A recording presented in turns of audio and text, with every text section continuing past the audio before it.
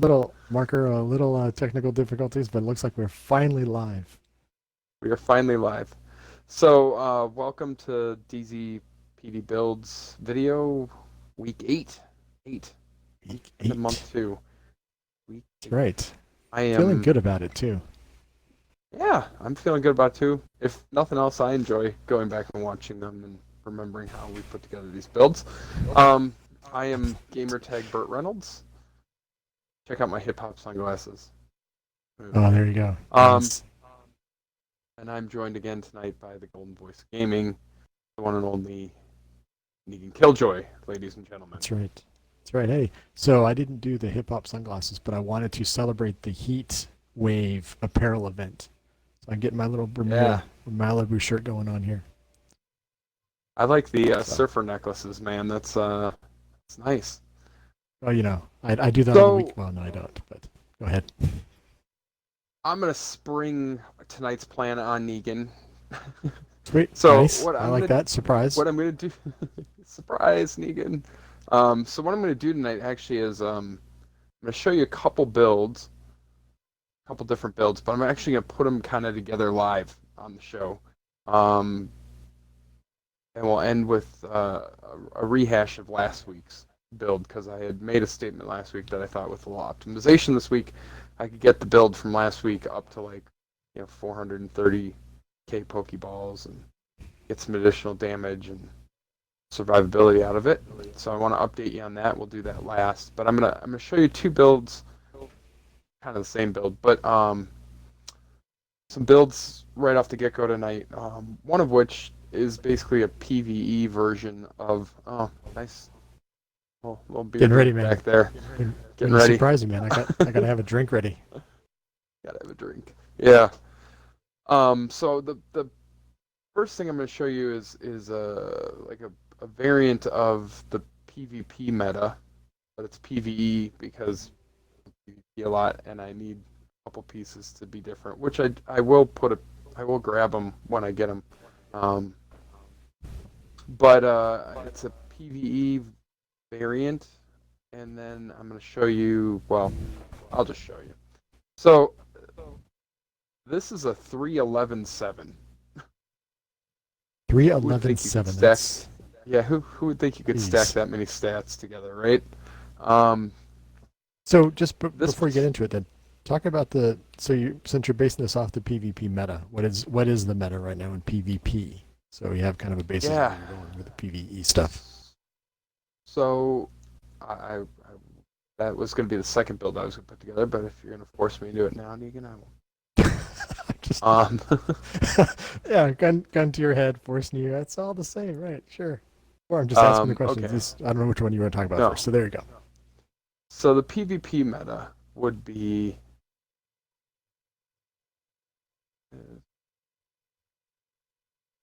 I have to put some mods in real quick. In See, order to you make this surprised me. I'm going to right. surprise you. Keep you on your toes. Yeah, you should. That's a good idea. Um, Slot a couple mods here to make this happen, but slot it on the other 4% total. Okay. Um, yeah. So the PvP meta at the moment is, in fact, a 3-11-7.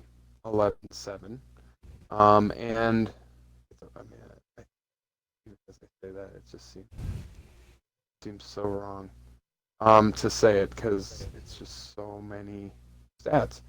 Actually, I'm gonna change all these mods out, the yellow ones. But it would be Spotter with Bloodsucker, compensated on the gloves. Probably wouldn't need to have hard hitting because hard hitting and DTE, and this is what I said when I say this is a PvE version of it. It's because um, DTE is worthless in PvP. So Mm-hmm. what I really need is a blue mask, not a blue red. Um, and then I would want to put one of my backpacks on that has a red. This one would satisfy the requirements of said build. Or I could do this one as well. This would be another probable good choice in there. Provenance one. But yeah, I mean, I would want to have weapon damage on my backpack and trade the DTE out because I don't. DTE doesn't. And I would trade the knees for patient's knees instead to have more utility there. But the essence of what is going on with this, and if I change my mods out here, I'm going to put in Pulse skill power mods and Chem Launcher skill power mods instead of Pokeball mods. So, you'll see I have a whole bunch of these different, Seeker mods. Seeker mods are mostly what I hang on to, because Seeker Ball build. But for this, I'm going to want Pulse skill power and Chem Launcher skill power, and that because I'm going to run a Pulse and a Chem, in essence, is the reasoning behind that.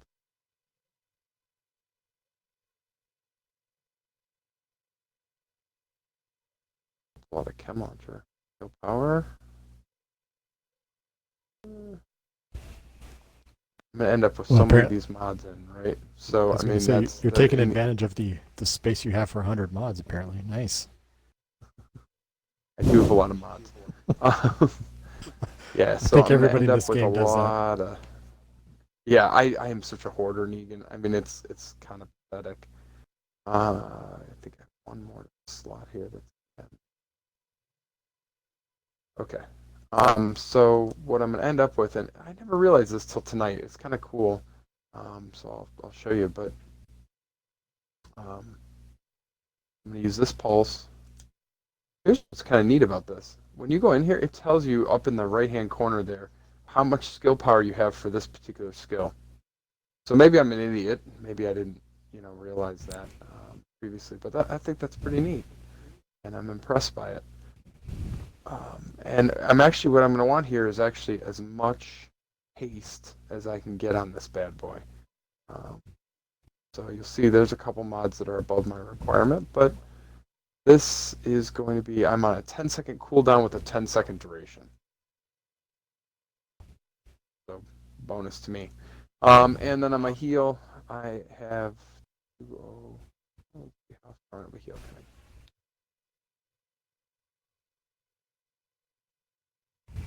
My strongest heal on that one. A little stronger heal here.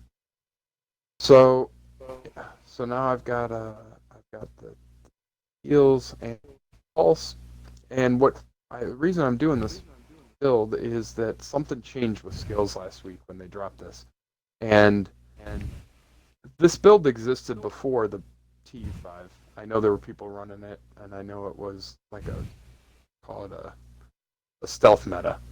But previously, Spotter and On the Ropes did not stack. So your pulse did not go on cooldown right away, and so they couldn't stack with each other.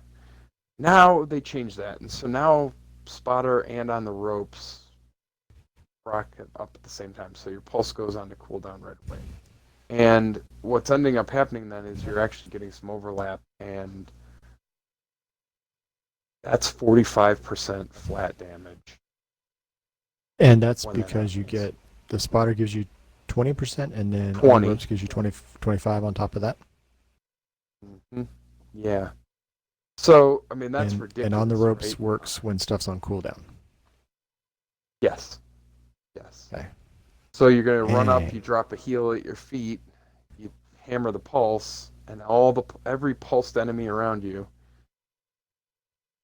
for the next 10 seconds has an additional 45% damage on top of the 15% you're getting off of compensated. So 60% damage buff, right? Plus your weapon damage. In this case, my DTE, which again, not all that important. But then, I mean, you could run this also. I have a chest exactly matching this chest that is unbreakable, so I could run it with unbreakable. But the reason people, again, are running Bloodsucker in PvP is because you steal health from all the clutch players. And so it's a good, safe bet when you're going to run into a group of people that there's going to be at least one, if not a couple clutch players. And if you can find that guy, you can stack up your entire armor bar. Now, the version I was running when we actually logged in, I had Pokeballs with it instead of the Pulse. And I wasn't running Spotter, I was running Pokeballs. And the reason I was doing that is that in PvE, those Pokeballs, as they rip the armor off of off of enemies, buff your armor bar. So circle back real fast to the Yeah. if somebody's running clutch and they're susceptible to you stealing their armor in PvP, why do people run it? Mm-hmm. If they're giving the guys who are attacking them an advantage, to me, I wouldn't run it.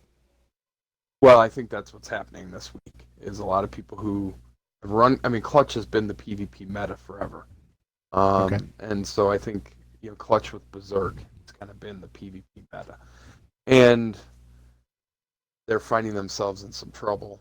They were in trouble before, like I said, I called this out before TU5 came out, right, when we were talking about my Bloodsucker build, that it was a popular, and it was sort of becoming a meta. But the problem That's was right. that from a damage perspective, it didn't have all that much burst damage, because really most people are running it with compensated. Because it's hard to get 11 blues, let's be honest. It's not easy. Um, there were some people running a 5, or even I think I want to say my regular Bloodsucker has 7. So, it has some damage output, but it was not keeping up with the massive amount of damage that Berserk puts out. Because Berserk puts out a lot of damage, 50% flat damage when armor's all the way off, right? So that's a lot of damage to overcome. And with somebody who's able to self-heal off you by critting on you, then they were, very hard to kill. And that's And what then clutch this does. build, Clutch for the crit yeah, hits. that's They clutch get the with Berserk. 20% health path. They get their health back while they're critting on you, and if they have Berserk on, they're getting a 50% damage buff once their armor comes off, and the health coming back to them is health and a little bit of armor, so more health Right. than armor. So they're able to sit in their health bar forever, kind of bobbling right on the edge of their health and armor bar, and they're constantly critting off you, basically, while you And have no way to heal. But in this particular build, you're healing, right? So it's the same thing, but it lacked the burst damage. It didn't have the okay. burst that somebody with clutch had. So it became a Okay. stalemate in a lot of cases. The Bloodsucker build usually won, even back then. It did usually win, because it could just out-sustain it. But now, with Spotter on the ropes, now you've got burst damage that's actually greater than Berserk, right? Because as we just called out, between the compensated, the Spotter, and the on the ropes, you're looking at 60% flat damage on top of, now granted you're going to have less damage talent, right? But most of those clutch builds have the same raw damage talents, and everything else is just being stacked into crit. So it equals out. If I'm honest. And if you have some good rolled pieces, like say a 13% plus chest, which everybody who bought it from the clan vendor should have at least some 13s in their stash. And if you've got like a 9 or 10 backpack and some decent gloves, you're gonna wreck somebody with this build. And again, mine's currently PvE focused because I don't think I've ever hung on to a mask that had 2 blues on it. I think it's always been an automatic deconstruct for me. But of course now it won't be, and yeah. But there's that. Nice. And that's the PvP build that you're showing right here. That's on the screen. Yes, this would be the PvP. Yes, yeah. That's because of the Um, pulse and the chem launcher. yeah. Okay. And see, I think, man, maybe I can find one more. Apparently, I'm also missing a mod out of here. Yeah, yeah.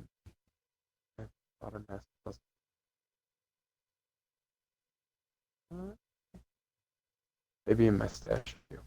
Apparently I don't need the 8th yellow here. But hey, I'll take it. Pulse out of this.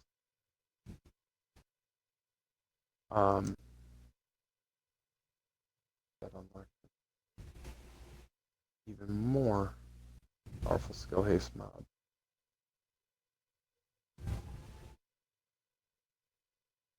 Ooh, I can get to the 152 now. So that's gonna cooldown's 9.8. Wow, my cooldown's low, right? So Yeah, I think when again, people talk about skills strong. and the cooldowns, most people are targeting 10 seconds. Is what Yeah. most people when they're happy with their build, they're I'm at 10 seconds. So that's what you're shooting for. And you Yeah. get a little bit less. So I'm not gonna go back to it, but the version of the build I was running when I started had Pokeballs instead, right? So instead of having the spottering on the ropes, I was running Pokeballs in it. And what I realized there is that the Pokeballs will actually feed your bloodsucker, making you basically an unkillable tank in PvE content. Is that cool? I mean, I guess it's cool. It's not the most amazing damage output build I've ever seen in my life, because you are giving up something like devastating or destructive to get a 3 yellow. You're gonna have to have some pieces, like some interesting pieces, right? You'll see I'm running 4 pieces of Gila and 1 piece of Murakami, and then I've got this 3 yellow Wyvern holster, which is the only holster that rolls 3 yellows, and it doesn't have a damage talent on it, right? So But the devastating adds 5%, but you're talking about getting yourself up to 60% damage flat. yeah, So giving up 5 I mean, isn't. right. It's hey, man, when you're min-maxing, like, you want every last hit, right? Right. I'm Again, that guy. our target is I'm like, the casual oh core. man, I You're had to losing, trade some damage. yeah, you're losing 5%. Don't get me wrong. A little tear did go down my cheek when you mentioned that on this side, but But when you're running with Pokeballs, what you're actually giving up is explosive damage, because chances are you're going to be running that's destructive there, right? So you could, I mean, depends on how you want to focus your Pokeball build. If you want to be a little more weapon damage heavy versus explosive damage heavy, but most of the time, what you're going to end up losing out on there is you're going to lose out on some explosive damage. So what I am going to do, though, like, again, I'm going to build a build right on here. I'm going to show you my Pokeball build from last week, but this week it will have changed a little bit. It's not remarkably different, but again, I had made some bold promises last week that I was going to have more skill power and damage. So I'm going to prove that, or at least I'm going to try to. And so I'm going to talk about why I'm picking all the pieces I pick in here. I feel bad to keep you honest. I feel like I should have written down what you said last week and what your numbers were last week, but we didn't. So last week I was at 387. Okay. Yeah, I had 387 last week. So not bad, but not this. I guess I'd just been there the whole time this has evolved, because I remember you saying 400 for this, for that, for this, as the week progressed. It has evolved. It has evolved a lot over the week, right? Yeah, you're not wrong on that one. Mod slot. Yeah.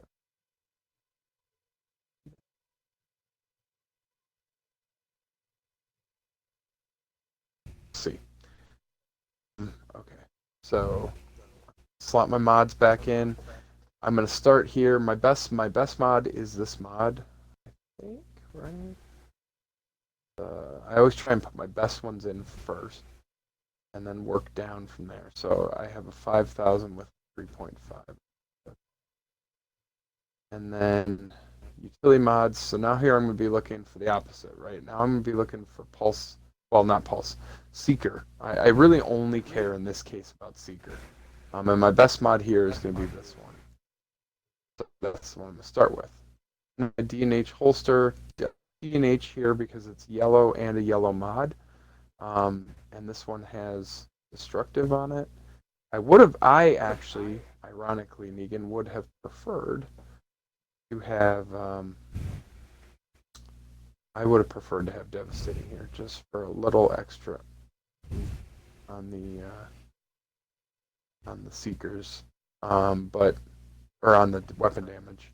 I prefer to be a little heavier on the weapon damage, but you know me, I like to shoot things, so I'm gonna slot Yes, you that. do. This gets a defensive mod on it, and that's gonna be my second best one. I think is a 4%. Okay. There, and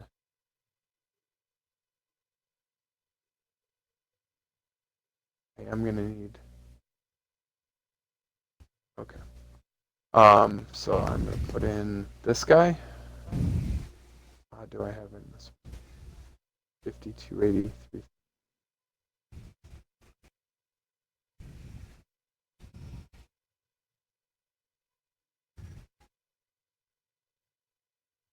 Still looking for seeker mines. And then I'm going down here and last one in. This 8284. I should have written this stuff down. No, it's this. No, you said you were going to do this live. You're doing it live, man. I'm doing it live. I'm doing it live, Negan. All right, so now I'm going to put in my seeker ball, my seeker mines, clusters. And my heal's going to stay roughly the same, although I think I have to slot one mod back because I don't have the skill power for the 58. I'm on the 49. Yeah, and this is why keeping a few versions, some people say, oh, you don't need to keep any. All right, so here we go. 173, so I'm getting my seekers back every 13 seconds.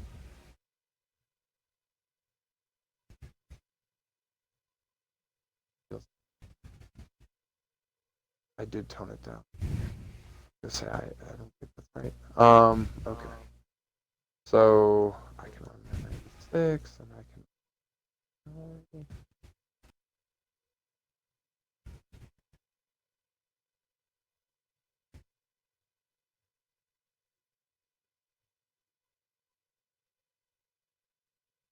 427,000 every 12 seconds. Dang. Yeah. 308,000 armor. Last week I was at like 250. I did have more health. I traded what I traded. I traded health. Traded health, and I traded some health for some additional seeker damage. I traded some additional skill haste. If you remember last week, I was at 15, about 15 seconds, 14.2 seconds on them. At 377, they were kicking out plenty of damage then. Right. But now they are kicking out even more. And so I've got the two pieces of destructive. You'll notice I don't have any China Light in here. That's because I need a blue in this slot. That is why. I could get my blue here, but this Alps piece gives me 20% skill haste, and that's helping get them back faster. So I could run China Light, but I found it not to be. I mean, it makes the Pokeballs a little more powerful, but I get them back less frequently. Yes. So overall, you're putting out less damage. So go back to your chest. You're running Unstoppable Force on your chest, or is that just because I am it's running there, or is that something you're hoping to get the kills? No, I want it. I favor not trading. So I don't find that in this game at this moment. I feel like it is thoroughly broken in terms of what should be a traditional RPG setup. So traditional RPG setup, right? If you're going to be a skill player, you're going to, again, I'll go back to Diablo. You're going to be a mage and you're going to cast spells. You're going to forego all of your physical damage that you would deal with a sword, right? Or an axe or Hmm. a hammer or whatever, in order to do that. On the flip side, you're going to play the role of barbarian, or warrior, knight, whatever. You are going to forego any ability to cast any meaningful spells. And maybe you can cast yourself a basic heal, but that's about it. And you're not going to have any skill. Right now, what they've accidentally, or maybe intentionally, I don't know, I'm going to assume accidentally done, is set up a scenario where you can play both simultaneously without any trade at all. There's no trade. This build, as I'm showing to you right now, all night long will put up between 1.4 and 1.5 million damage range when the skills are on cooldown, which I keep them on cooldown all the time. I can heal myself for over 100,000 health per heal, and they cool down so fast that the first heal's still on the ground when it's come back. And to put that in And perspective, you just said you can heal yeah, for 100,000 health, yeah. and you're only sitting at 40,000 max? Well, I can heal for 100,000 armor, health, whatever. It goes into your general pool there, right? But Gotcha. Okay. and I've got a passive heal from patience. So I'm sitting in cover and I'm getting healed from that, and I'm dropping, and it's more than 102. Right? Ammo cooldown 16.7 seconds. Like Gotcha. I drop 1, 2, and number 1's back already. Does that make sense? So I never run out of them. I never run So you're out of constantly heal. you're constantly I'm healing, constantly healing healing. yourself. And every 12 seconds, I'm putting out 427,000 damage Pokeballs on top of it. And, pro tip, that actually, any kills from the Pokeballs actually proc Unstoppable Force. So I don't have to get a kill from getting a kill to trigger Unstoppable Force, I don't have to get a kill from a gun kill, which of course is the worst part of heavier enemies is having to burst them down with a gun just to get your extra damage. But I throw the Seeker Mines out first, and it'll go find a red bar and kill them, and then my Unstoppable Force is procced, and then I just go to town with the gun. Yeah. And so when you think again about damage output here, I mean, I'm missing the spotter thing, right? But on the ropes, 25%, compensated 15%. My Unstoppable Force at 300,000 or 300,000 armor, you get 2% per 25,000. So what is that? Yeah, 8,000 per 100,000. So 24% flat damage from Unstoppable Force. So once I get a kill with the Seeker Mine, now I've got a grand total going of 25 plus 24, so 49 plus 15, 64. I like how you bonus. humbly say once you get a kill with the Seeker Mines, like somehow the Seeker Mines don't go out and eliminate everybody sitting out there. So who you're running with, it's more like if they ever get a kill. And this is coming from the heart, man. This is coming from somebody who's played with this. I know. This build. I know what it's like. I know. But no, it's definitely advantageous for you, because that was one of the concerns you've always talked about before with Unstoppable Force was getting that kill in a group was relatively difficult because you had to get that actual kill shot.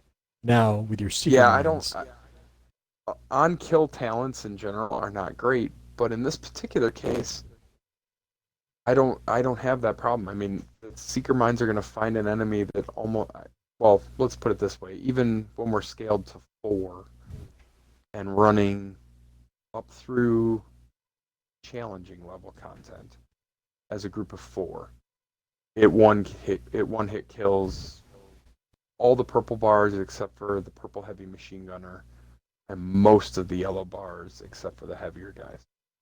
So it's going to get kills. You know what I mean? Like that's just how it is. It's going to get kills. CP4s wrecks them. Like I took a CP4 the other day without even firing a shot. I took the what is it, the vault. I found a nice hiding spot where nobody could get at me, and I never fired a round. Did the Nice. whole CP4 with nothing but Pokeball kills. So I mean, it's nasty, and it's broken because you should have to make a trade. So I'm exploiting this, and I'm loving it, and I'm having so much fun, and the power fantasy is real. I mean, I feel it's the first time I can honestly say the first time truly in the Division 2 that I felt as powerful as I felt, for example, with six-piece classified striker in Division 1, where it's like there's no enemy or content I'm unwilling to tackle with this, although I still wouldn't take it in the raid because it's a little too situational. But it's not that I'm scared that I couldn't kill things in the raid. I think I could. I just don't want to have to. I'm lazy. I don't want to have to manage the skills. Um, and I'd rather focus And on other stuff in there. But I could, and I'm not scared. I'm never worried I'm going to be in trouble. I've done 5 or 6 heroic solo missions this week, including ones that I really struggled with in the past, even with my Bloodsucker build. Like I did heroic air and space. That one sucks. It's one of the worst heroic missions because there's some spots where you just get absolutely mobbed, and that room with the grenaders, the planetarian room, is awful. Not a problem with this build. Not even remotely a problem. going back to what you said about not taking this into the raid, there are groups, and DZPD has a couple groups, if I recall correctly, who are taking skill builds of some fashion into the raids. So skills have become that Correct. viable that some people are actually running them in the raid now and clearing it. And Not just again, running it for fun, they're clearing it. no, right.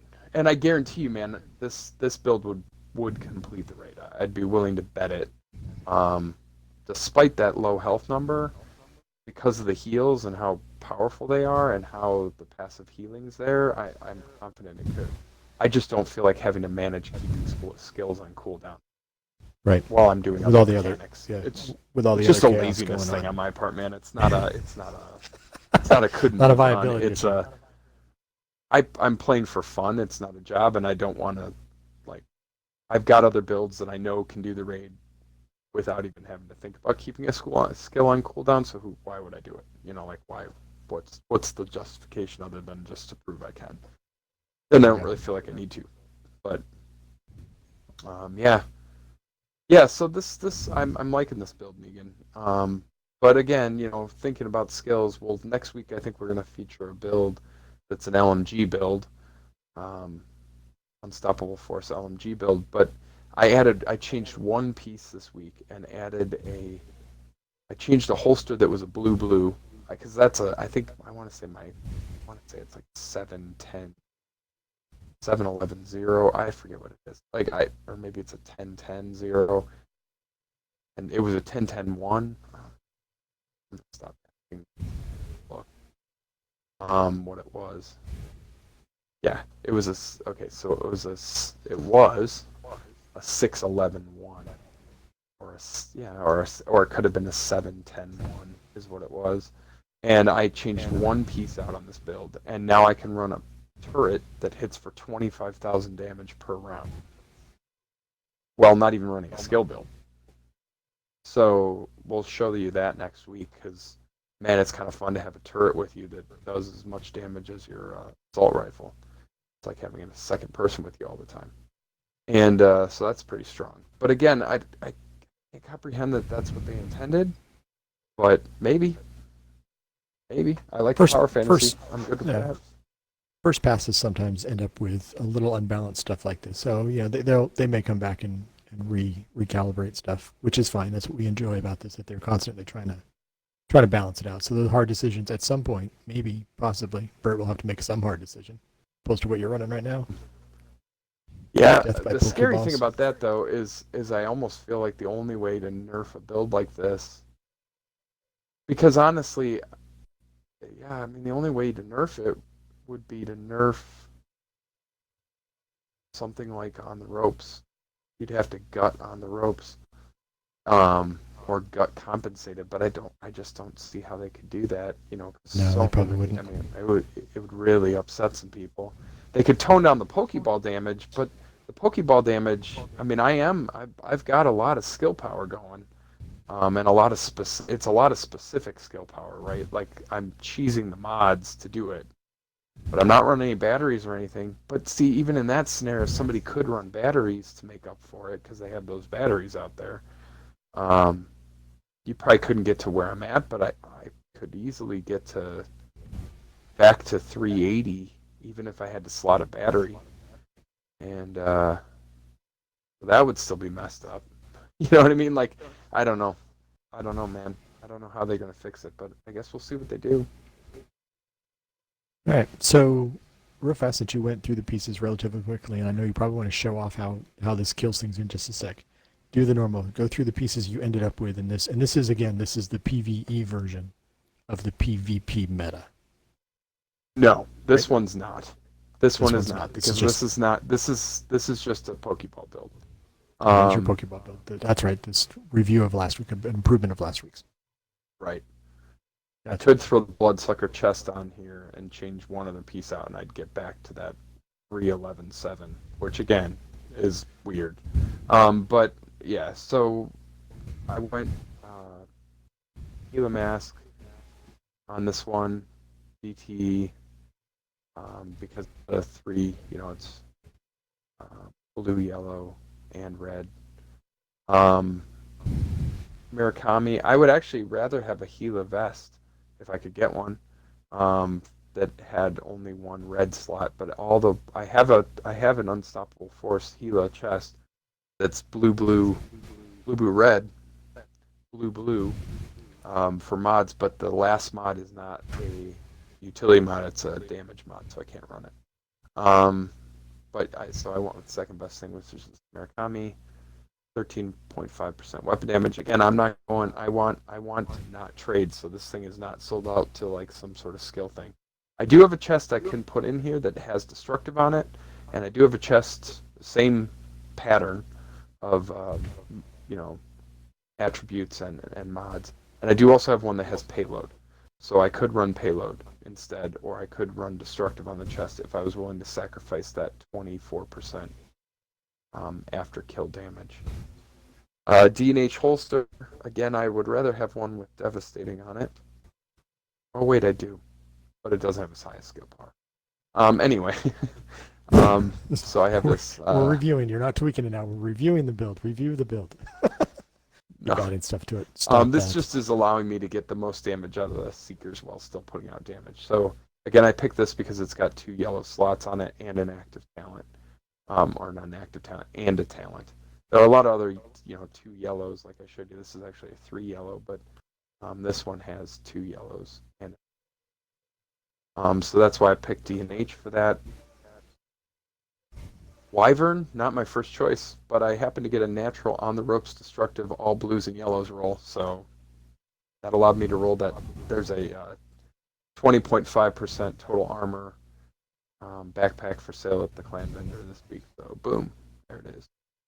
But I have many other backpacks I can run for different configurations. I'm just going to call that out. I could go more DTE.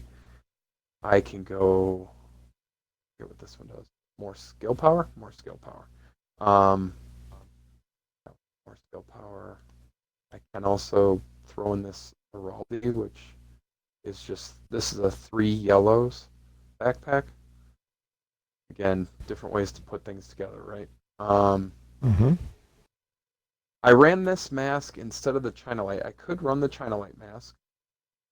An easy trade out. I have one. Here it is. 41% DTE. Skill power, no mod. But I could throw this one in, and I could switch these gloves out to a pair of Gila gloves. But you'll notice that, by doing so, one, I have to take a cut of 2% in assault rifle damage. It'll boost to health, it'll boost to armor, which is cool. But the thing is, it's giving me additional hazard protection, whereas the Alp Summit is giving me skill haste. I love skill haste in this build. So, did that. And then because I'm running an assault rifle and because I like patience and hard hitting, I've got my generous Group AB knee pads.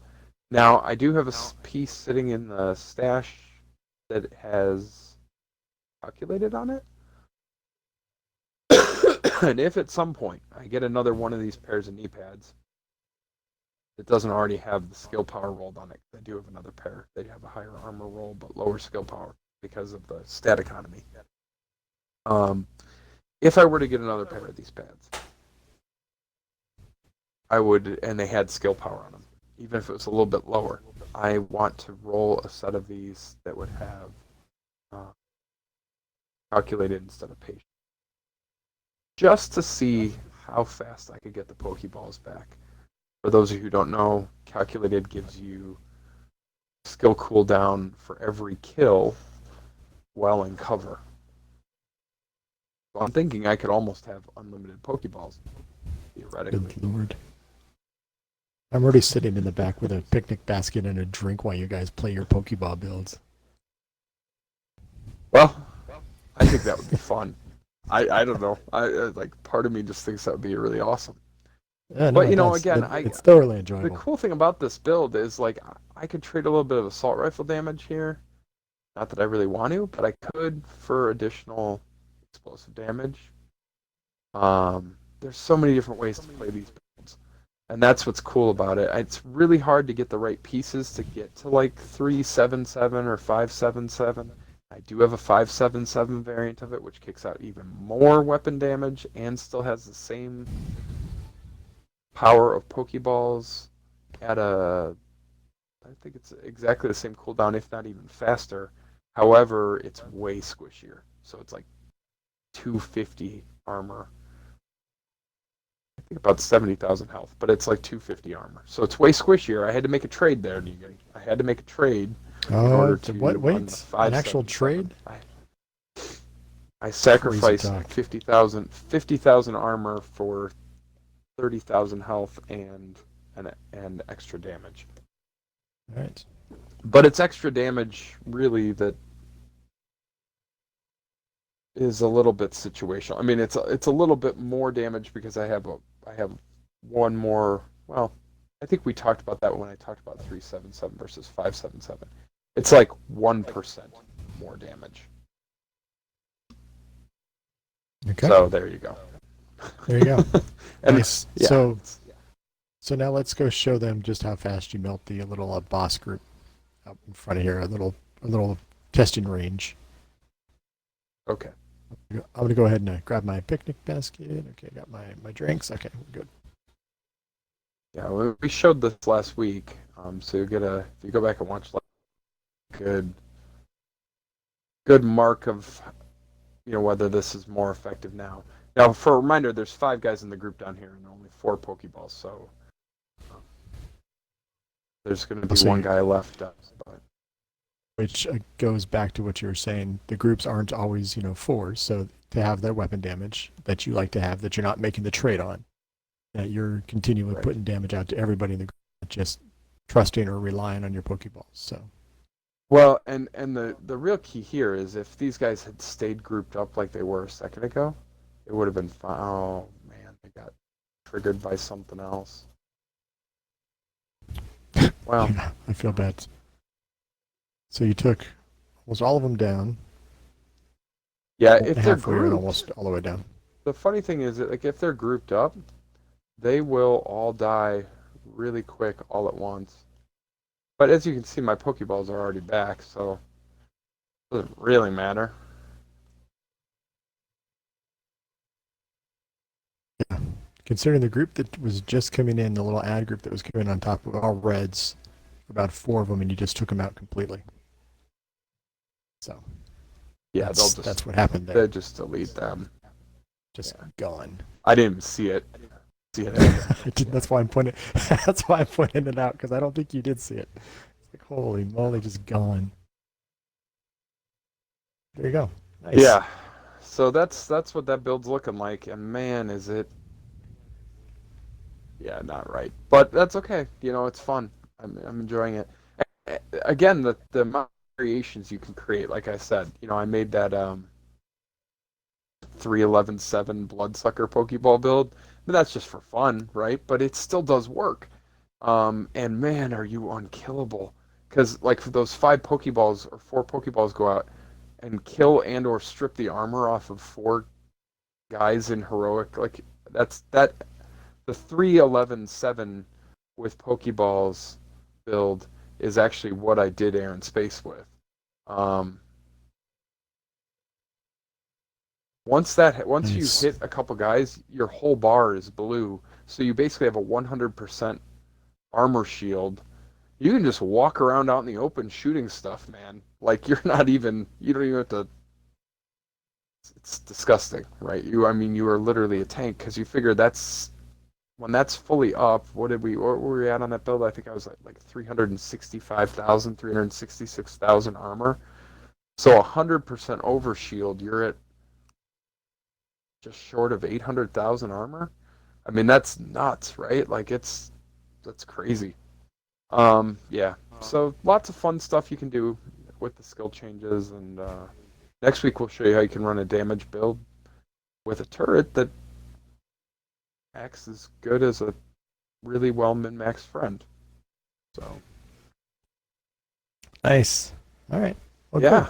cool. All right, So, man. so new and improved Pokeball build from just in 1 week. 1 week. Nice. 1 week of basic. I don't think we even played every night this week, Negan. I think I took a night or two No. off. Yep. Yeah. This is the Yeah. casual core. This is getting out there a little bit and doing a little bit of playing here and there. Not the 24/7 Yeah. runs. No, we're doing good. Well, and I've been wicked sick, so I haven't been staying up late either. So it's Right. Exactly. yeah, not a ton of farming opportunities this week. I did craft some of that stuff though. I will say that I did craft a little bit of it. I think the one mask and some of the other stuff I crafted. So yeah, if you haven't tried out the crafting, try that out. If you're looking for that one really special piece, that can be a good source of it. Anyway, with that, I'm gonna let Negan sign us off. First off, And, gotta yeah. say cheers to the crowd. Here we go. Cheers. All right, there we go. Here's Oop. the crowd. And we'll there. There we go. We both having drinks. Nice. And on that note, see ya.